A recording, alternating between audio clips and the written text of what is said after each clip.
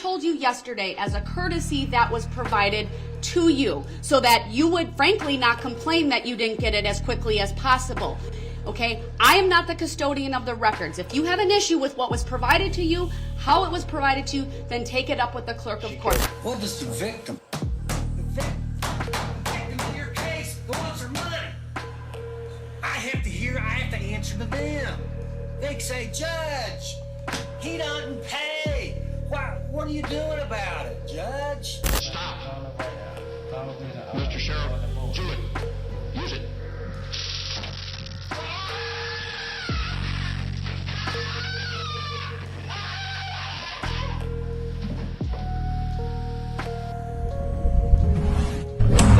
Courtroom 360 Insights. A judge is a public officer authorized to hear and decide cases in a court of law. Some may take advantage of the power authorized to them, while others hold true to the values of their position. Here's a few judges and the different ways they deal with the cases brought to them in court.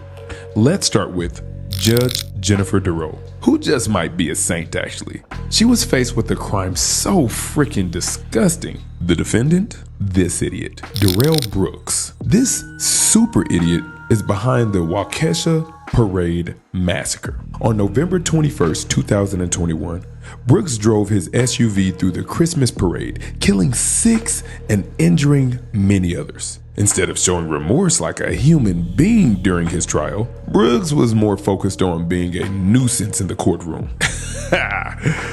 Classic display of an arrogant dummy. So I'm the only one. I got one ear that work, and I heard that. This is to benefit you so No, that it's you not. understand Ain't none of your this to benefit me, witness so let's be has clear a about prior that. record. Your Honor, when I leave the table, I'm away from the courtroom, and I have to elevate my voice. This is the So she had to alleged elevate her record voice of just for ableist that. Stop talking. Come on, man. Like, I don't know who y'all be thinking y'all fooling. I'll set the value in return for value this document. One more interruption and you're going to be removed to the next courtroom. That's what you want to do anyway. It's not what I want to do. Do not interrupt Attorney Offer. The crime was so horrific, but the drama in the courtroom was on a whole other level. Judge Jennifer Dorow had the patience of a saint until she didn't. Not being respectful to this proceeding or to this jury. No, it's not. With all due respect, stating that doesn't make it respectful. I was getting this paperwork by you. Mr. Brooks, Monica Paz. stop talking till the jury is out. Brooks wouldn't shut the hell up. He just kept yapping over everyone, even the judge. Imagine someone telling you, with all due respect, while disrespecting you at the same time. It wasn't irrelevant when I got the paperwork from the clerk of courts. I was simply Mr. trying Brooks, to address it. I'm not going to address it. The jury will So I'm disregard being these sued. irrelevant This is a civil comments. matter. We haven't addressed subject All matter right, thank you, jurisdiction yet at all. everyone. Please be seated. He even tried to stare down the judge. Unbelievable for someone who took innocent lives. from 2006. All right, I need to take a break. This man right now is having a stare down with me. It's very disrespectful. He pounded his fist. Frankly, it makes me scared. After multiple warnings, Judge Dorow sent Brooks out of the courtroom, even in a separate room via Zoom. Brooks kept up his antics, thinking he was still in control. But with the judge holding the mute button, his disruptions were swiftly silenced. The power is real. All right, Mr. Brooks, you have been muted so that I can make some appropriate findings here this morning. I understand that you object. Your objection is noted. Your lack of consent is noted. As I indicated earlier, I lost track after about a dozen or so interruptions by Mr. Brooks. He's standing, he's facing the other direction, he's yelling what I can't hear him, but it appears that he is yelling. I muted him because of his interruptions of the court, and I understand he objects. His objection is again once is noted, and because of the disruptions, and based upon the authority in Illinois versus Allen, I also referenced yesterday a persuasive case. It's not at my fingertips. I'll get that for the record. It's the Pennsylvania case that I found to be of persuasive value, where a similar procedure was done frankly, what we are providing here in Waukesha County through the use of the technology we have in the courtroom is far superior to what was done in that Pennsylvania case. I have the ability to mute, to unmute. I can see him. He can see the 4 cameras. This guy definitely got some screws missing. During sentencing, Brooks tried to argue, showing no regret. Judge Dorow calmly handed down a life sentence without parole, seeing right through his manipulations. This court is imposing a life sentence without the possibility or eligibility for extended supervision consecutive to one another. Darrell Brooks, a man who thought he could outsmart the system, spend the rest of your pathetic life behind bars. While we keep it pushing to the next case, Judge Robert Conley, a candidate running for Supreme Court Justice. People, you just can't put people in jail all the time. You know, you got to give them a chance to change their lives. And I think that I've done that well through my drug court. And through that, I've developed a sense that every person matters. You know, there aren't any throwaway people, right? You don't have throwaway people. You've got to invest in them, and hopefully they will change. Note to self: give people a chance. Don't just send them to jail. Let's see if Conley takes his own advice. Judge Conley had some drama pop off while running for this position. Judge Conley sentenced Michael Furner to jail for failing to pay child support. This courtroom drama popped off in his courtroom. Conley sentenced Michael Furner to jail for failing to pay child support. So he's not made any payment in 2009. He just doesn't make any payments. Didn't pay anything in the whole year. Judge Conley doesn't hold back on his thoughts. Can I ask you a question? What kind of person has 3 kids when you can't even take care of one? Damn, way to kick somebody when they already down, Judge. Furner gives his explanation as to why he ain't paid any child support. This seems to tug at Conley's heart. It has been a rough year. I mean, I have 3 boys at home. My wife works full time. We didn't have a babysitter. The tugging of the heart didn't last long at all. Judge Conley took his gavel and ran with it. My kids are grown. They're 21 and 19. But they're living at home. No, I they don't don't live with understand. their You just said mom you or had 3 anything. kids. I think Yeah, I got 3 little ones There's with my 5 wife. kids, Judge. 5 kids. It's over to the client. Judge, your order was $238 a month plus $50 toward damages. Well, it changed next time I got the court. You know what? You just need to shut up. The more you talk, the more ridiculous you sound. Send him to jail. Send him to jail. Go talk all you want over there, okay? Talk all you want over there. Judge Conley was on a roll now. He didn't stop there. With the whole courtroom under his gavel, he let everyone know who the boss is. When I'm talking, you better be listening. I only talk if I'm wanting you to know something. Don't try to talk over me.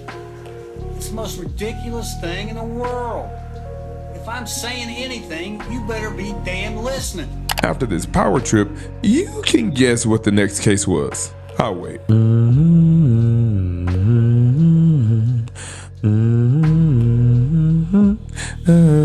Freaking child support. Luckily, this guy didn't go to jail, but he did get a good old lashing of Judge Conley's tongue. What does the victim?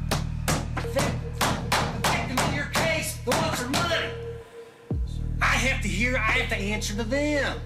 They say, Judge, he doesn't pay. What are you doing about it, Judge? Judge Conley knows bad behavior deserves punishment. Judge Conley was served a public reprimand for being a bad boy in court. He accepted his reprimand and apologized like a good little judge. Conley's outburst was minor compared to this next heartless human, Judge Robert Nalley. Judge Robert Nalley is a 72-year-old retired judge who was called back part-time to hear cases. In a bizarre display of courtroom discipline, Judge Nalley ordered a defendant, Delvin King, to be electrocuted.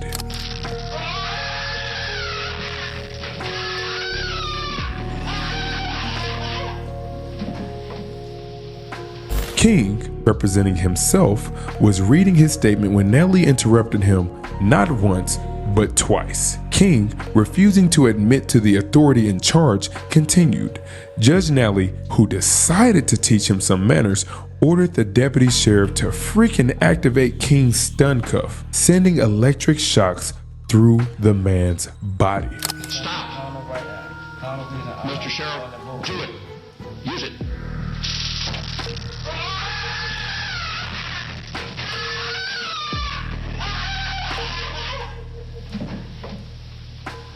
While King is yelling in pain, this judge decides to take a freaking break. What a jerk.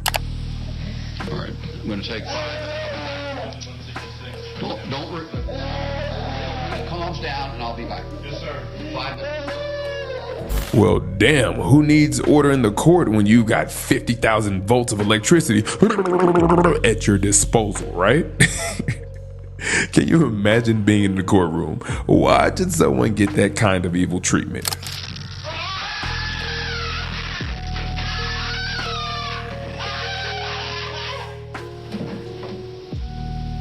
Thank God Judge Nalley didn't get away with this heartless behavior. He was charged with a human rights violation, and this shocker judge got a year of probation. He will no longer be able to serve as a judge for the rest of his life. King, on the other hand, was sentenced to 2 years in jail for his previous crime, which he had served most of, and in return of being treated like crap. No actual conviction would be added to his record. Judge Nalley definitely had some anger issues, but we can't say the same about Judge Cassie McCoy. Judge Cassie McCoy was definitely no stranger to the courtroom. McCoy was arrested by Miami police after being found passed out in a parking lot.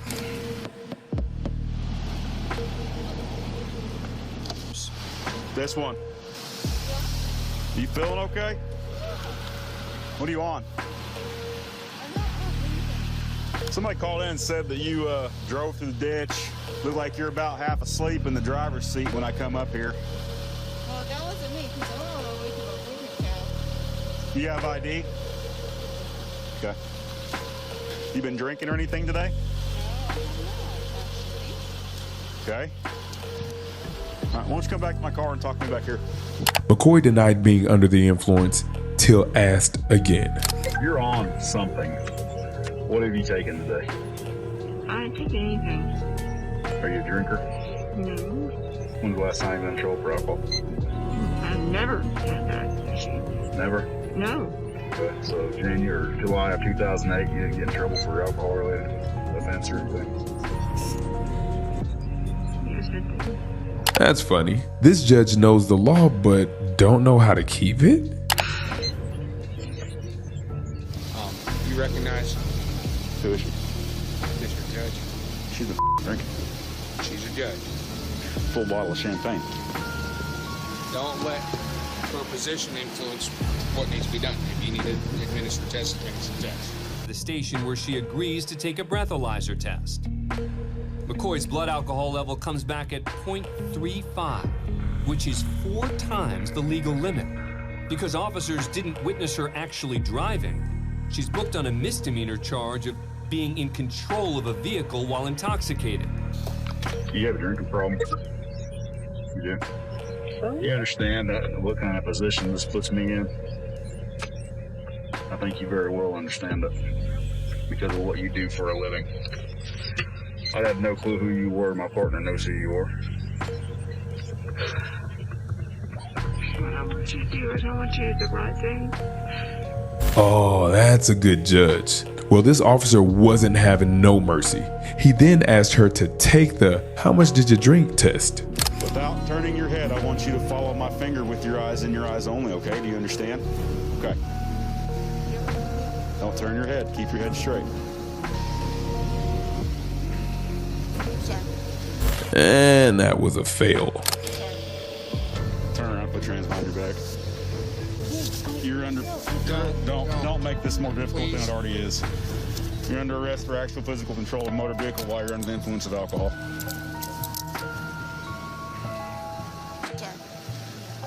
Just sit right here, okay? You're going to jail.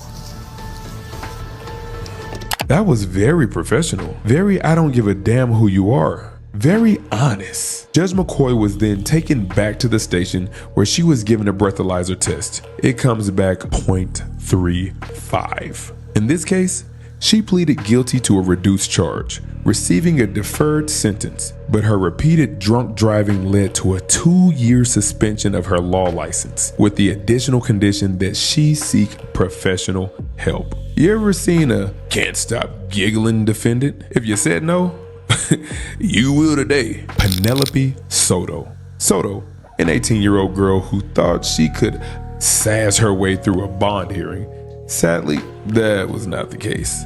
In 2013, Soto strutted into Miami-Dade courtroom like it was her own personal runway. Her crime? Possession of Xanax. It would have been a quick sentence, but Soto was in a laughing mood. And the judge? Well, yeah, he wasn't playing no games today. Soto, you're being charged with possession of Xanax and B-A-R-S. I don't know what that is. What is Bars. that? Xanax bars. All right, I understand you're eligible for pretrial service. No objection. She has no priors. She's being charged per pill, which is improper. She just did one count. Soto, are you working? Yes. How much money are you making a week, approximately? Approximately about $200 a week. Okay, and do you own any property of value? A house, a car, a bank account, significant amounts of jewelry? Yes. What do you own? I own a lot of jewelry, all right, as well as Go ahead. a car. How much would you say your jewelry is worth? It's not a joke, you know. We are not in a club now. Okay, but it's Well, kind you of, see, but we are not in a club. Be serious about it. I'm serious about Oh, it. you're You being just very. made me I can laugh. see you're serious, all right. Soto over here flinging her hair and laughing. But Judge Rodriguez Showmat didn't come to waste time and shut this comedy show down like real quick. Serious about it. You just made me I can laugh. see you're serious, all right. You just made me laugh. I apologize. It's all right. How much is your jewelry worth? It's worth a lot of money. Like what? Like Rick Ross. Huh? It's worth Ma'am? money. Have you had any kind of drugs in the last 24 hours? Actually, no. Actually, no. Judge, I'll make it easy for the court, respectfully. I would set appointment at this time. No, I'm going to appoint you because you own a lot of substantial amounts of jewelry. You can go and sell your jewelry for a private attorney. What is the standard bond? It should be, Ain't going to be no PTS. okay, 5,000 on count one, and then the rest should be ROR.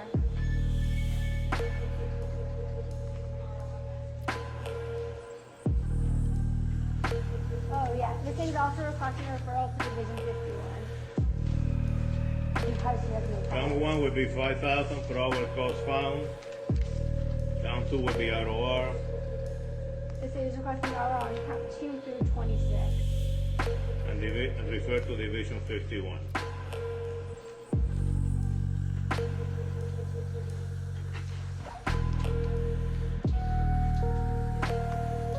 Bye-bye. Adios. Come back, ma'am. Come back. Come back. Give me the paper again. Count one would be 10,000. Are you serious? I am serious. Adios.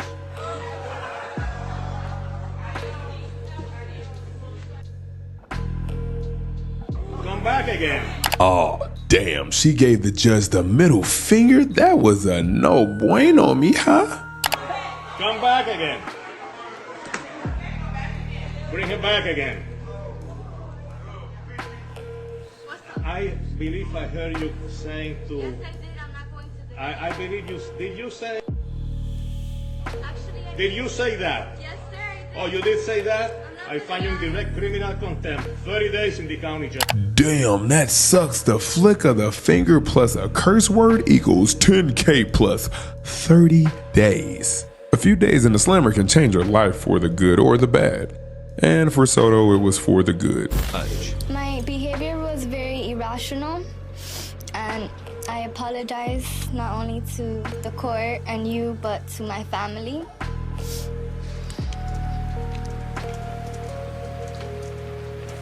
cry. Just don't. Don't cry. I'm not a monster.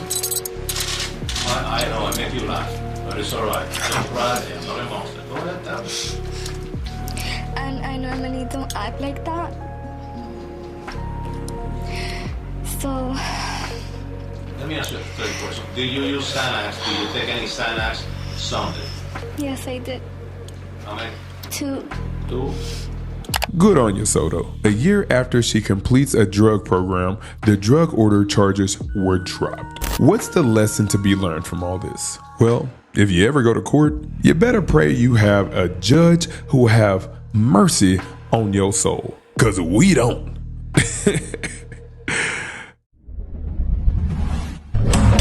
Courtroom 360 Insights.